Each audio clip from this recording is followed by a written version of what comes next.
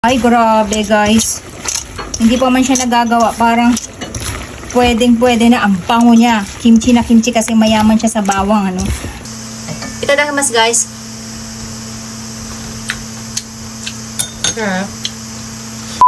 So ayan guys, dahil marami tayong nakuhang hilaw na melon, ang gagawin natin ay gagawa tayo ng hindi ng melon ice candy, hindi rin ng melon pickle, kundi ng melon kimchi. Ito yung nakita ko dun sa isang video kung saan gumagawa siya na ang gamit niya ay pipino.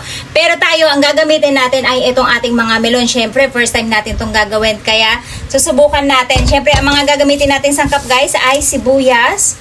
At hindi na tayo magtatagtad ng sili, although marami tayong sili. Kasi meron na nabibiling ganito dito sa Japan guys. Ayan, kung makikita nyo, ito yung instant kimchi na syrup na hindi nyo na kinakailangan guys na mag-chop-chop at gumawa ng iba't ibang panlasa, ihalo na iba't ibang panlasa, kundi ilalahok nyo na lang siya. And then, medyo maalat siya kaya mag-a-add na lang tayo ng asukal. Bago ang lahat guys, ang gagawin natin ay mamimitas muna tayo ng ating garlic chives kung saan ito yung tinatawag na nira dito sa Japan. Ito yung parang may pagkabawang. Yung dahon na lasang bawang pero hindi siya bawang. Ang tawag lang sa kanya ay garlic chives or nira dito sa Japan. Doon sa mga nagtatanong kung saan nakatanim yung ating nira, ito guys yung mga nasa gilid-gilid ng ating mga hollow blocks, yan yun. At yung nasa loob na yan. At kinakailangan na nga natin siyang i-harvest dahil magiging yellow na naman sila. Sa sobrang init yan guys, hindi nila kinakaya talaga yung sikat ng araw.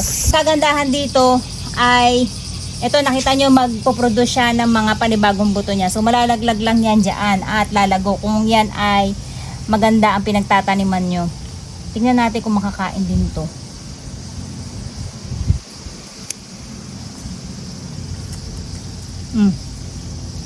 Ang tamis niya, pero makunat siya. So, hindi natin yung isasama para mag-produce na lang siya ng bulaklak.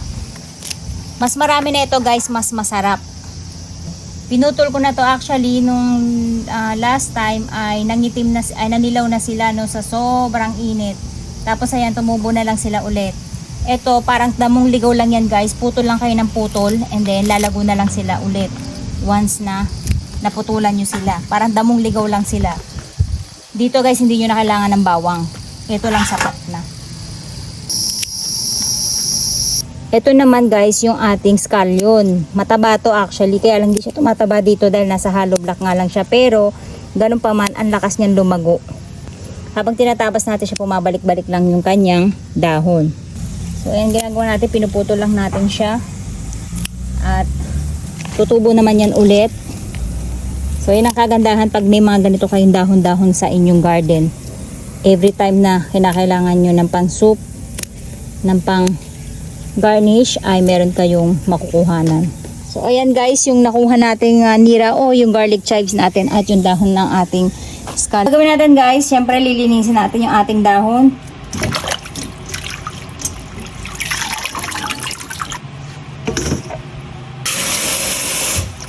Tapos guys, saka natin guys gagayat-gayatin.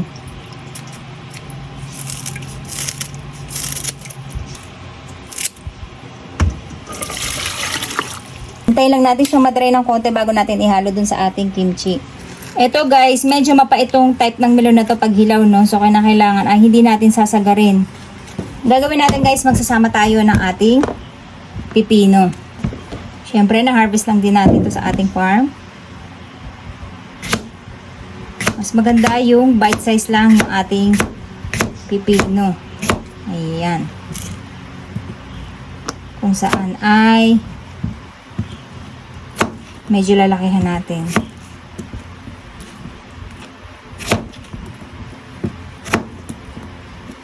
Kasi alam nyo kung bakit guys, yung mga ganitong size. And then, itong ating mga melon ay babalatan natin. Ang pagkabalat natin sa kanya ay kakapalan natin kasi parang hindi siya mapait. Sobrang pait kasi guys talaga ng ano niya. Ng lasa niya. Hindi siya mapait. Tinanggal natin yung part na mapait. So ganyan lang yung hiwa na ginawa natin guys. So, eto na guys, ganyan lang kadami yung nagawa natin. And then, ang gagawin natin ay ilalagay natin siya ng asin. Yung para lumabas yung kanilang katas. So, ayan. Tapos pigain lang natin. At pabayaan lang natin siya habang tayo naghihiwa ng sibuyas. So gagawin natin guys ay hugasan muna natin siya sa malamig na tubig para mawala yung kanyang sobrang tapang ng amoy ng sibuyas. Papatuyuin lang natin siya kasama ng ating mira. Nakikita nyo, pumatas na yung tubig niya. Ayan, at hugasan na natin siya. So, kailangan natin guys malamas maigi dahil yung asin niya kailangan natin mapalabas. Kung hindi, aalat sobra yung ating gagawin. Grabe. Wala pa siyang halo guys. Masarap na. Yung melon niya, lasang-lasa. At yung aroma ng melon natin, perfect.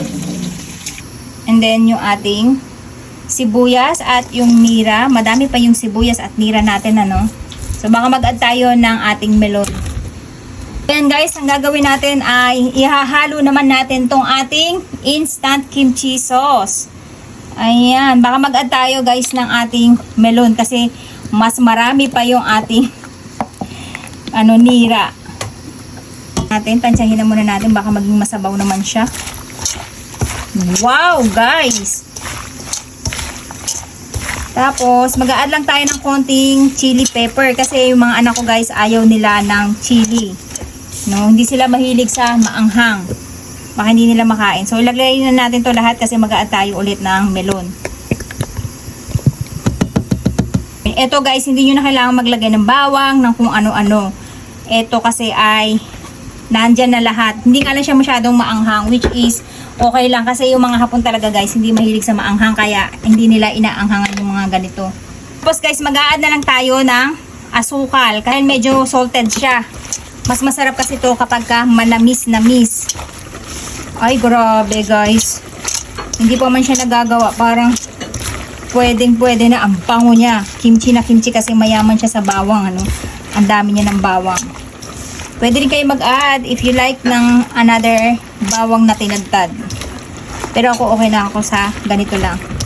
Grabe guys. Ang sarap ng amoy niya. Gamit na natin lahat ng ating tirang melon. Meron tayong 3 melon na malalaki na dinagdag. Ayan, kung makikita nyo kasi ang alat talaga ng syrup na to guys. At least itong melon na to, siya yung magpapatabang dun sa ating syrup para hindi masyadong maalat yung gagawin natin. At nag-add tayo ng asukal na kung saan ay yung saktong-saktong tamis lang.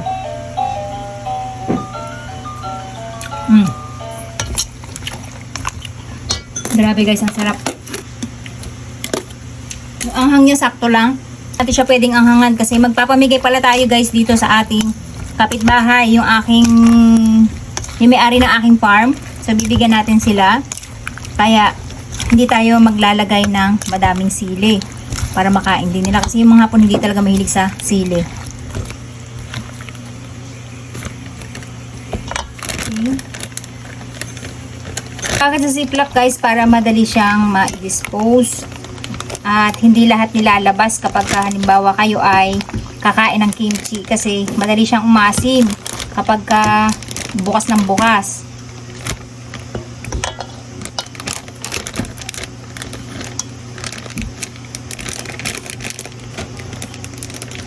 So ayan, hanggat maaari guys walang hangin. So ayan guys, nakagawa tayo ng 5. At yung iba ay pamimigay natin dun sa ating mga mababait na kapitbahay. Ayan. At papalamigin lang natin to syempre bago natin siya i-taste test. Guys, malamig na yung ating kimchi kung saan ay titikman na natin ito na yung itsura niya. Masyado na siyang nagtubig. Syempre mag-taste test tayo kung ano ang kinalabasan. Ang bango, promise. Tikman na natin yung ating kimchi. Kimchi with apo. Itadakimasu. Itadakimasu guys.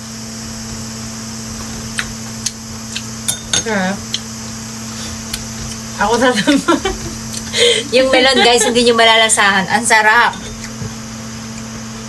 Natikman din natin yung pipino. Patikin mo naman.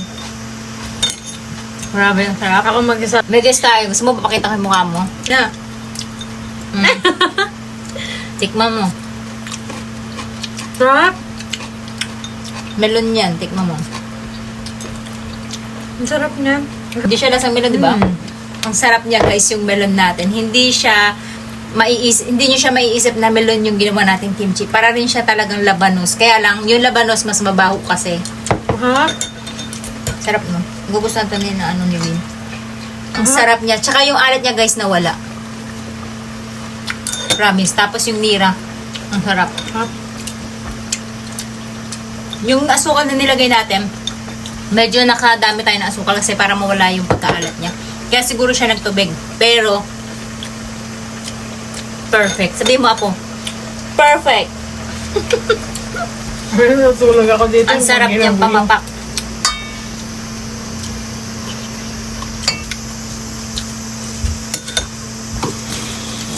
Patatawag si Papa. Tawagin ko. Tapos papatikman natin si asawa. Pinatawag ko ngayon kay Tati. Kasi, papatikim yung kimchi natin. Titingnan natin kung mahuhulaan niya na melon ba itong ginamit natin. Hindi siya maalat. Hindi siya masyado maanghang. Ako, maanghang na siya sa akin. Kasi yung mga anak ko hindi nga masyado mahilig sa maanghang. Yung tamis niya tamang-tama lang. Pero hindi siya maasim. Kasi ayoko sa lahat guys ng kimchi. Sobrang asim. Yung nira natin perfect. Ako yan. Marco, kimchi tsukut ka. Tabi ko niyo siya. Kimchi. そこに君つけるの Tarima. Yunin mo. Sin may mata. 美味しいようまい Bilis mo naman mag-decide. Sabi naman, eh. Meron yun. うまいよメロンだなこれ Melo yun. Di mo Sila na sinabi yun. ko ano eh. Sinusurprise ko nga siya. Ah. Tapos kami, Ted. Ulitin mo yung palitan mo yung video. Ito. Meron no aji suru. Zenzen na yun うまい eh. ねキュウリっぽいよね So, hindi nyo malalasahan guys yung melon. Pero yung aroma niya, sumalib na eh. Sumama na doon sa sabaw. Kaya parang fruity yung amoy ng ating ginawang kimchi. Ang sarap niya guys. あ Ang galing guys na discover natin, di ba? Hindi na sayang yung mga melon na na-harvest natin guys. Actually, ang dami nun, 5 melon yun na malalaki yung natira. Nabangan natin siya sa kimchi. At the same time ay hindi mabaho katulad ng labanos.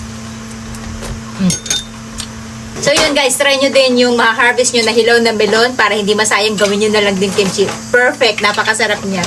Yun lang, bye bye!